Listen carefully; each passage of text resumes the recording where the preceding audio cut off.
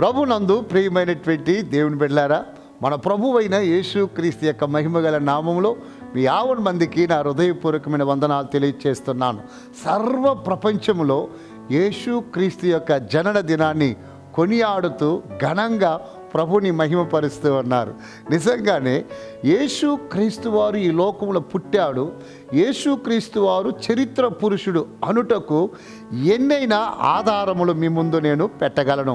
ఈరోజు ఉన్నటువంటి ప్రపంచ చరిత్రను మీరు గమనించినప్పుడు 2 భాగాలుగా చీల్చి క్రీస్తుకు పూర్వము, క్రీస్తుకు శకము అని పిలువబడినట్లు చరిత్రకు నాయకుడిగా నిలబడిన చరిత్ర నాయకుడు మన ప్రభు అయిన యేసు క్రీస్తు వారు. అట్టి గొప్ప రక్షకుడైనటువంటి ఆయన యొక్క జన్మదినములో ఉన్నటువంటి ఒక మర్మమును మీకు తెలియచేయాలని నేను ఆశపడుతూ ఉన్నాను.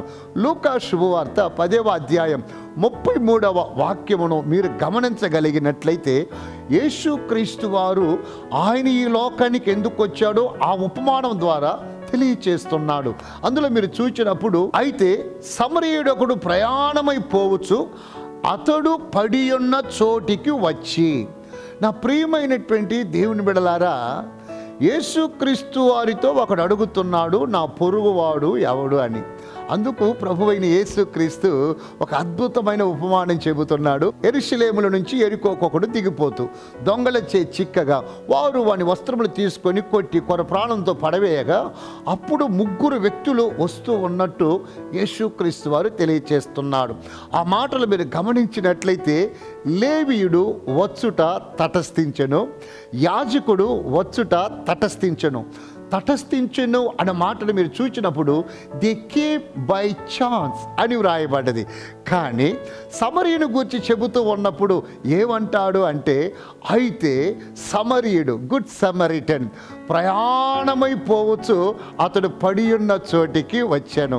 నా ప్రియమైనటువంటి దేవుని బిడ్డలారా, మంచి సమరయుడు అనబడిన యేసు క్రీస్తు వారిని గూర్చి ప్రభులు వారు తెలియచేస్తున్న మాటను మీరు పరిశీలించినట్లయితే, ఆయన ఈ లోకమునకు వచ్చుట తటస్థించలేదు.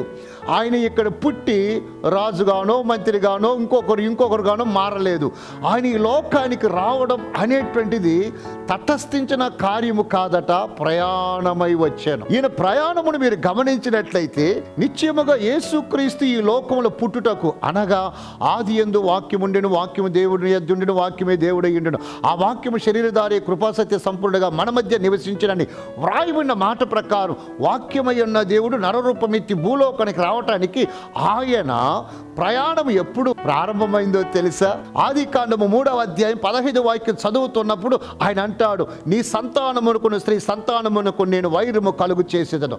ఎప్పుడు సర్పము అపవాదికి చోటిచ్చి ఆదాము అవ్వలను మోసగించాడో అక్కడ ప్రభులు వారు తండ్రి అయిన దేవుడు శాసిస్తూ ఉన్నాడు, నీ సంతానానికి స్త్రీ సంతానానికి వైరము కలుగు చేతును. అప్పుడే ఆయన ప్రయాణం ప్రారంభమైంది.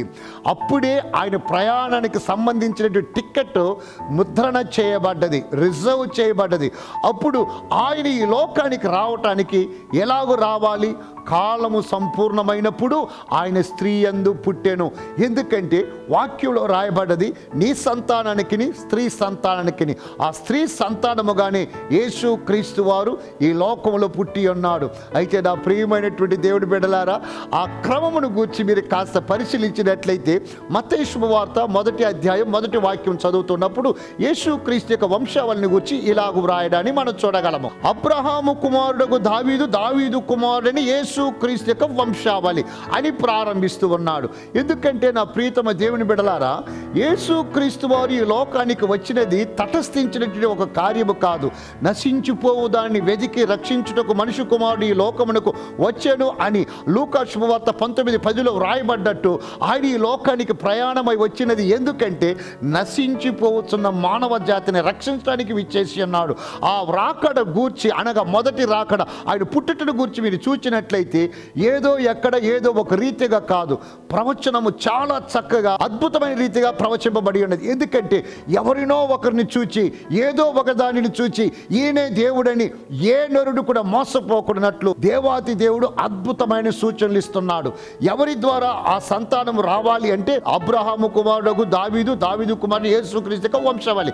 నిశ్చయముగా యేసుక్రీస్తు వారు జగద్రక్షకుడు ఎలాగూ రావాలి అంటే అబ్రహాము యొక్క వంశములో నుంచి రావాలి అన్నదానిని ప్రభులు వారు ముందుగానే గుర్తించి ఆ నిర్ణయాన్ని ఏర్పాటు చేసి ఉన్నాడు. మీరు గమనించి చూసినట్లయితే ఇక్కడ అబ్రహామును గురించి మనం మాట్లాడుకుంటుండగా అబ్రహాముకు మొత్తము 8 మంది కుమారులు ఉన్నారు. అవునా అండి? 8 మంది కుమారులు ఉన్నారు. షారాకు అబ్రహాముకు పుట్టినటువంటి ఇస్సాకు, హాగరుకు అబ్రహాముకు పుట్టినటువంటి ఇస్మాయేలు, కెతూరాకు అబ్రహాముకు పుట్టినటువంటి 6 మంది కుమారులు. మొత్తము 8 మంది కుమారులు కనబడుతుండగా ఇక్కడ ఒక సందేహం రావచ్చు. అబ్రహాము అయినప్పటికీ అబ్రహాం యొక్క కుమారులు ఎవని కుమారులు అన్నటువంటి ఎటువంటి సందిగ్ధ మానవ జాతికి కలగకుండానట్లు ఆయన లేఖనంలో చాలా చక్కగా ధృవీకరిస్తున్నారు. ఆదికాండము 21:12 చూస్తున్నప్పుడు దేవాతి దేవుడు అబ్రహాముతో మాట్లాడుతున్నాడు. అబ్రామా, ఇస్సాకు వలనైనదే నీ సంతానము అని తెలియచేస్తున్నాడు. అంటే అర్థం ఏంటి? రక్షకుడు ఎక్కడి నుండి రాబోతూ ఉన్నాడంటే అబ్రహాం యొక్క కుమారులలో 8 మంది కాదు కదా, ఇస్సాకు వలనైనదే నీ సంతానమని ధృవీకరిస్తున్నాడు. నా ప్రీతమ దేవుని బిడ్డలారా, అలాగైతే ఇస్సాకును మీరు చూచినప్పుడు ఇస్సాకుకు 2 కుమారులు పుడుతున్నారు.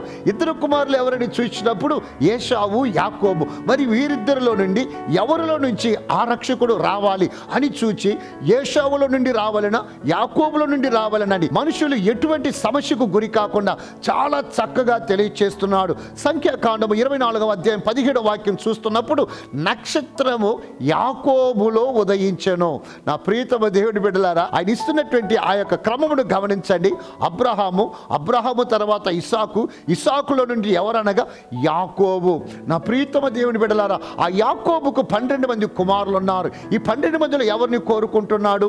యూదాను కోరుకుంటున్నట్టు ఆదికాండం 49:10 చూడగలము. ఆదికాండం 49:10 చూసినప్పుడు ఆ రాజదండము యూదాలో నుంచి బయలుదేరుతుందని యూదా సంతానమును, యూదా గోత్రమును కోరుకుంటున్నాడు.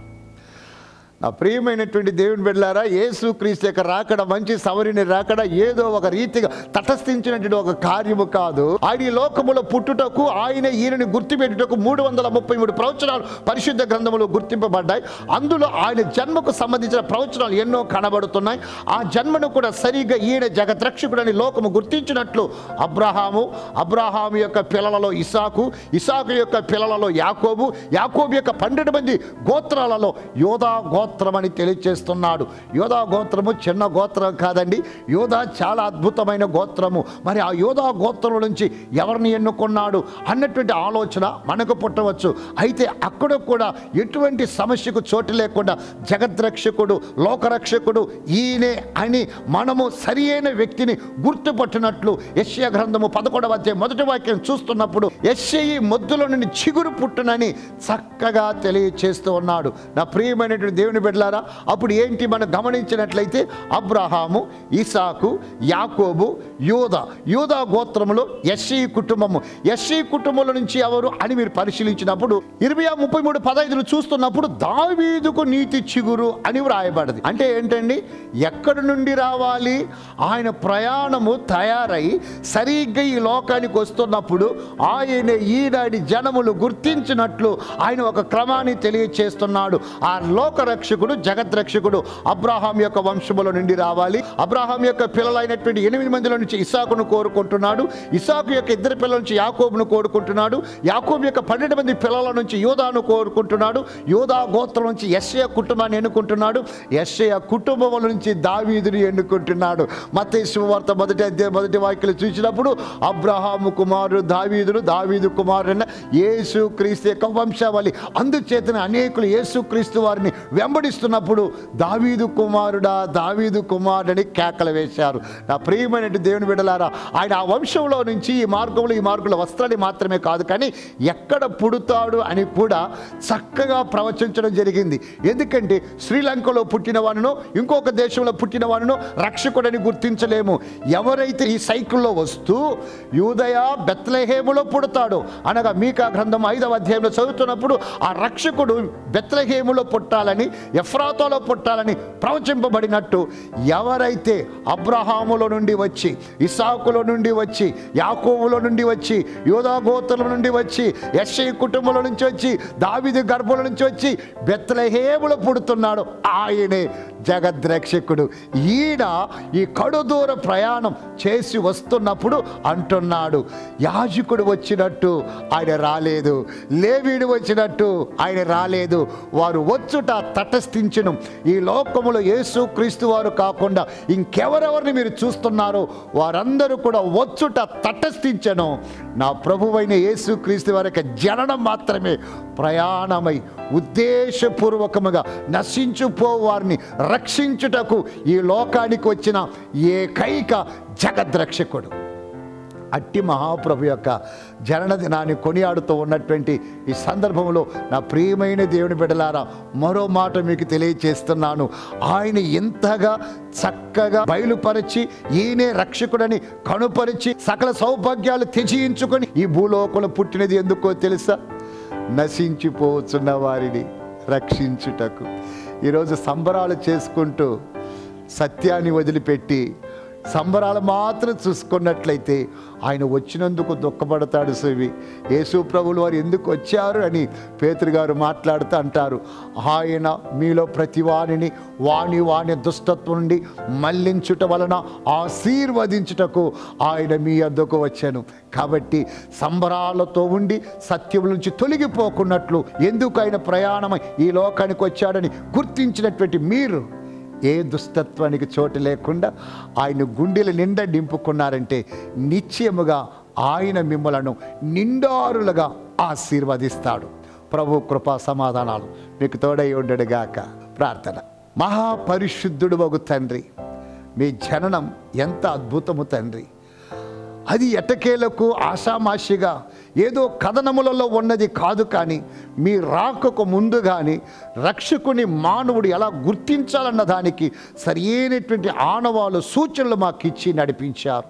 ఈ దినమందు ఈ మాటలు విన్నటువంటి నీ దాసులకు నా ప్రేక్షకులు, మీరు సామాన్యముగా రాలేదు, వచ్చుట తటస్థించినది కాదు, ఉద్దేశపూర్వకముగా నశించిపోయేటువంటి నన్ను రక్షించుటకి ఆయన ప్రయాణమై వచ్చి ఉన్నాడని గుర్తించి మిమ్మలను రక్షకునిగా అంగీకరించి మీకు అనుకూలమైన జీవితము చేసి వారి దుష్టత్వం నుండి మీ వైపు మళ్ళీ ఆశీర్వాదకరముగా ఈ భూలోకములు వారు కనబడుటకు కృపనిచ్చి విత్తిన విత్తనములు వారిలో ఫలింపచేసి మీరు మహిమందమని యేసు క్రీస్తు యొక్క దివ్య నామంలో ప్రార్థించి వేడుకుంటున్నాను తండ్రి. ఆమేన్. మన ప్రభువైన యేసు క్రీస్తు నుండి కృపా సమాధానాలు ఆయన మేఘారుడై మధ్యాకాశంలో ప్రత్యక్షమయ్యేంత వరకు తోడై నడిపించుడుగాక. ఆమేన్. ఆమేన్. God bless you all.